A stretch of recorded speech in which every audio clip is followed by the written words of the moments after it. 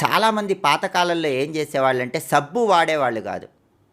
సబ్బు ఎందుకు వాడేవాళ్ళు కాదంటే, సబ్బు అనేది మురికిని పోగొడుతుంది. కానీ శరీరం మీద 2 ప్రత్యేకమైనటువంటి పొరలు ఉంటాయి.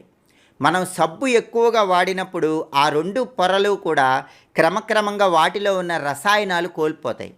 దానివల్ల అనేక రకాలైన ఇబ్బందులు శరీరానికి ఎదురవుతాయి. మృదుత్వం శరీరానికి తగ్గిపోతుంది. అందుకే చాలా వరకు ఏం చేసేవాళ్ళంటే సబ్బు రాసుకోకుండా ఆమలక చూర్ణం అని పాతకాలంలో రాసుకునేవాళ్ళు. అంటే ఉసిరికాయ పొడి. ఉసిరికాయ పొడి శరీరానికి రాసుకొని పాతకాలంలో స్నానం చేసేవాళ్ళు.